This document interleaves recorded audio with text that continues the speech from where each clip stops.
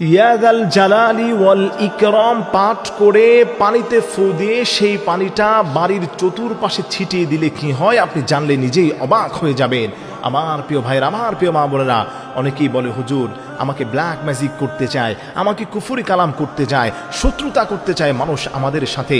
আমি আপনাকে বলছি ইয়াদাল জালালি ওয়াল ইকরাম এটা হচ্ছে আল্লাহর খাস নাম। আল্লাহ পাকের এই খাস নামটি আপনি শুধু 100 বার পাঠ করবেন। ইয়াদাল জালালি ওয়াল ইকরাম পারে না এখানে কেউ এমন নেই। মাহফিলে যারা এসেছেন এগুলো পৌঁছে দিবেন মা বোনদের কাছে, পর্যাপ্ত পরিমাণ শেয়ার করে সবার কাছে এগুলো পৌঁছে দিবেন।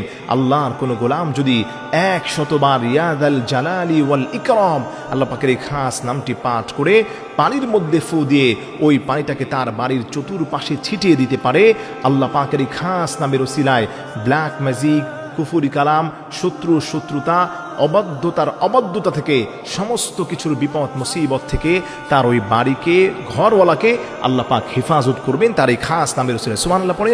আমার প্রিয় ভাইয়ের, আল্লাহর নামের কিন্তু পাওয়ার রয়েছে, তবে আপনাকে মনে রাখতে হবে আল্লাহর নাম যে আপনি পাঠ করবেন ইয়াদাল জালালি ওয়াল ইকরাম 100 বার পাঠ করার পূর্বে আপনি আগে 3 বার দুরূদ শরীফ পড়ে নেবেন। 3 বার দুরূদ শরীফ সাল্লাল্লাহু আলাইহি সাল্লাম 3 বার পড়বেন।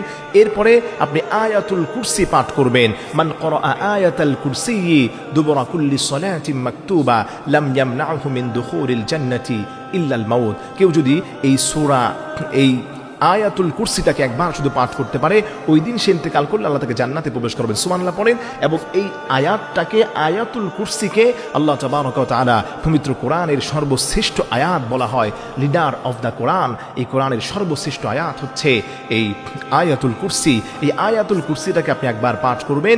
এরপরে আপনি ইয়াদাল জালালি ওয়াল ইকরাম 100 বার পাঠ করে আবারও 3 বার নবী পাক সাল্লাল্লাহু আলাইহি সাল্লামের উপর দুরূদ শরীফ পড়ে আপনি পানির মধ্যে ফু দেওয়ার চেষ্টা করবেন এবং 1 গ্লাস পানির মধ্যে ফু দিয়ে গোটা বাড়ির চতুর্পাশে আপনি ছিটিয়ে দেওয়ার চেষ্টা করবেন।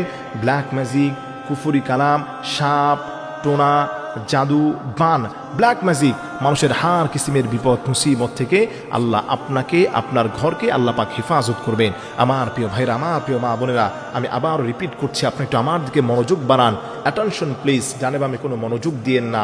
অনেকেই আছেন হুজুর শত্রুতা করে মানুষ আমার সংসারটাকে নষ্ট করতে চায়, কুফরি কালাম করে, ব্ল্যাক ম্যাজিক করে, হুজুর বাসায় একের পর এক অসুস্থতা লেগেই আছে। আমি আপনাকে বলতে চাই পাক পবিত্র অবস্থায় আপনি কোনো আলেমের কাছে যাওয়া দরকার নেই, ইমামের কাছে যাওয়া দরকার নেই।